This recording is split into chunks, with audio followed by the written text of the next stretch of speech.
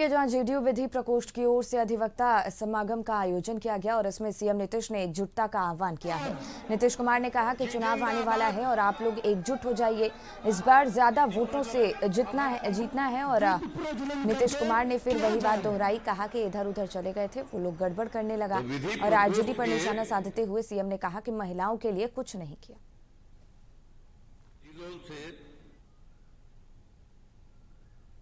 राजनीति के ऐसे व्यक्ति हैं जिनकी समझदारी हमेशा कमज़ोर दिखेगी, क्योंकि कारण क्या है कि राजनीति में कभी भी उन्होंने चीज़ों को समझने के बजाय केवल बयानवीर बने।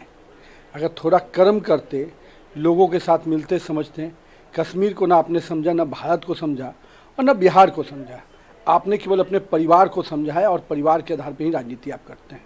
यही कारण है कि आज तक आप देश के मुद्दों पर भी एकमत नहीं हो पाते हैं।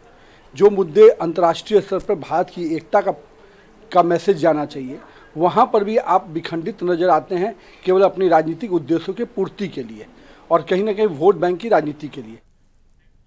आशुतोष इसी पे हमारे सहयोगी और ज्यादा जानकारी लिए जुड़ गए हैं। आशुतोष, जेडीयू विधि प्रकोष्ठ की ओर से अधिवक्ता समागम का आयोजन किया गया है और सीएम नीतीश कुमार ने सभी से एकजुटता के साथ आगामी चुनाव के मद्देनजर आह्वान भी किया है। नहीं, सबसे बड़ी बात यह है कि नीतीश कुमार लगातार हर मंच पर यही कह रहे हैं कि वो अब कहीं नहीं जाएंगे। कुछ पार्टी के ही कुछ नेताओं ने उन्हें गलत रास्ता बता दिया था और इस बार उन्होंने फैसला लिया है कि वो एनडीए के साथ रहेंगे। क्योंकि ये कहने की नौबत इसलिए आ रही है क्योंकि बार बार विपक्ष की तरफ से लगातार ये मैसेज दिया जाता रहा था कि नीतीश कुमार कभी भी बदल सकते हैं, उनके स्वभाव में बदलना शामिल है और राजनीति को अस्थिर नीतीश कुमार लगातार करते रहते हैं। और यही वजह है कि नीतीश कुमार अपने कार्यकर्ताओं के बीच में और नेताओं के बीच में ये स्पष्ट मैसेज दे रहे हैं कि फिलहाल उनका पूरा फोकस जो होना चाहिए वो एनडीए को जिताने के लिए होना चाहिए, क्योंकि एनडीए के साथ ही वो चुनाव में जाएंगे। ये बहुत ही नीतीश कुमार के लिए विषम परिस्थिति है, क्योंकि जिस तरह से नीतीश कुमार हर मंच पर इस बात का जिक्र कर रहे हैं, वो स्पष्ट करता है कि नीतीश कुमार ये चाहते हैं कि उनके जो कार्यकर्ता है, नेता है, इस बात को स्पष्ट रूप से समझ जाए कि कहीं कोई कंफ्यूजन की स्थिति नहीं है और अब साथ मिलकर ही चुनाव लड़ना है।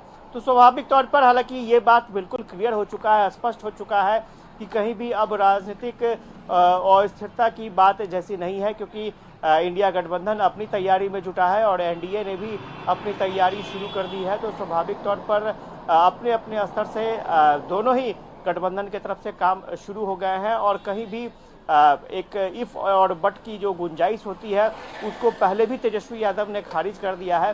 तो अब इस तरह की बातों की कोई गुंजाइश नहीं बनती है, ये लोग समझ रहे हैं। लेकिन फिर भी नीतीश कुमार अपने सहयोगी दलों को यह आश्वस्त करना चाहते हैं कि अब पहली जैसी बातें नहीं होंगी और नीतीश कुमार पर सहयोगी दल यानी बीजेपी भरोसा कर सकती है और इस बात का आश्वासन लगातार नीतीश कुमार दिलाते रहते हैं। जी बिल्कुल आशुतोष, बहुत बहुत धन्यवाद आपका तमाम जानकारी हम तक और दर्शकों तक पहुंचाने के लिए।